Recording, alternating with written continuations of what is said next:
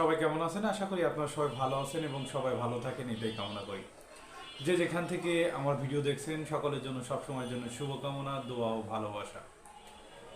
আজকে আমি একটি টপিক নিয়ে কথা বলবো, যেই টপিকটি বিশেষ করে এখনকার সময় এই টপিকটি নিয়ে আমাদের জানা খুবই জরুরি। কারণ গতকালকে আমি একটি ভিডিও প্রকাশ করেছিলাম। সেই ভিডিওতে এক ভাই কমেন্টস করেছেন যে আমাদের বর্ধিত বেতনও প্রদান করেছে, পাশাপাশি কোম্পানি ছাঁটাই প্রক্রিয়া শুরু করেছে।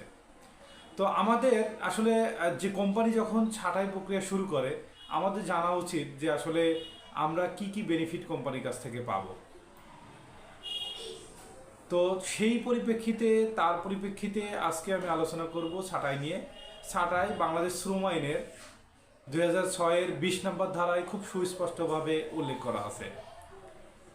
এখন কখন ছাঁটাই করে এই বিষয়টা কিন্তু আমাদের জানা দরকার, যে কখন ছাঁটাই করে। একদম সুস্পষ্টভাবে বাংলাদেশ শ্রম আইন 2006-এর 20 নম্বর ধারায় উল্লেখ করা হয়েছে, অপ্রয়োজনীয়তার কারণে মালিক কর্তৃক শ্রমিকের চাকরির অবসান। আমি আবারও বলছি, অপ্রয়োজনীয়তার কারণে মালিক কর্তৃক শ্রমিকের চাকরির অবসান। এখন যদি আপনার কোনো শ্রমিককে চাকরিতে ছাঁটাই করে, সেক্ষেত্রে কোম্পানি কোন পদ্ধতি ফলো করে? এখানে কোম্পানি পদ্ধতি ফলো করে হচ্ছে লিফো পদ্ধতি। আমি আবার বলছি, কোম্পানি লিফো পদ্ধতি ফলো করে। সেটা হচ্ছে লাস্ট ইন ফার্স্ট আউট। আমি আবারও বলছি, সর্বশেষ যাকে নিয়োগ করা হয়েছে তাকেই কিন্তু সর্বপ্রথম ছাঁটাই করে। এই বিষয়টা কিন্তু আপনার সুস্পষ্ট ধারণা থাকতে হবে। লিফো মেথড, এই লিফো মেথডের মাধ্যমে প্রত্যেকটা কোম্পানি ছাঁটাই প্রক্রিয়া করে, লাস্ট ইন ফার্স্ট আউট। আমি আবারও বলছি, সর্বশেষ যিনি নিয়োগপ্রাপ্ত হয়েছেন কোম্পানি আগে তাকেই ছাঁটাই শুরু করবে। এখন কথা হচ্ছে, ছাঁটাই করলে কি হবে? যদি আপনার চাকরির বয়স যদি 1 বছর হয়ে থাকে, তাহলে অবশ্যই কোম্পানি আপনাকে 1 মাসের নোটিশ পিরিয়ড দিবে। আর যদি নোটিশ পিরিয়ড না দেয়, তাহলে নোটিশের মেয়াদে আপনাকে মজুরি প্রদান করবেন। এই বিষয়টা কিন্তু আপনাদের খুব স্বচ্ছতা ধারণা থাকতে হবে। অবশ্যই আপনাকে 1 মাসের নোটিশ পিরিয়ড দিতে হবে যদি কোম্পানি ছাঁটাই করে, এবং আপনার চাকরির বয়স যদি 1 বছর হয়ে থাকে, কোম্পানি যদি ছাঁটাই করে থাকে, তাহলে আপনাকে অবশ্যই 1 মাসের নোটিশ পিরিয়ড দিতে হবে।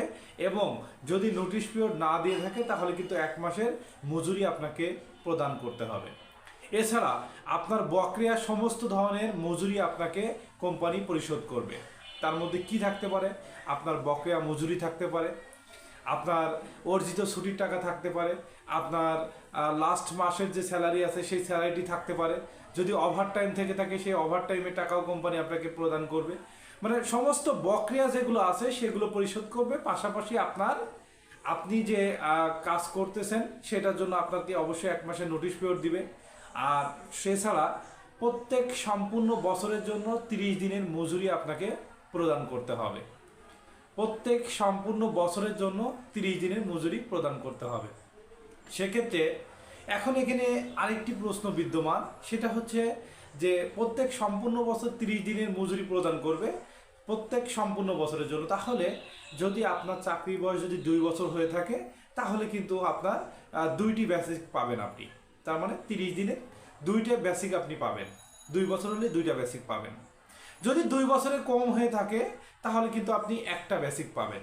আর কোম্পানি আপনাকে অবশ্যই 30 দিনের নোটিশ পিরিয়ড দিতে হবে।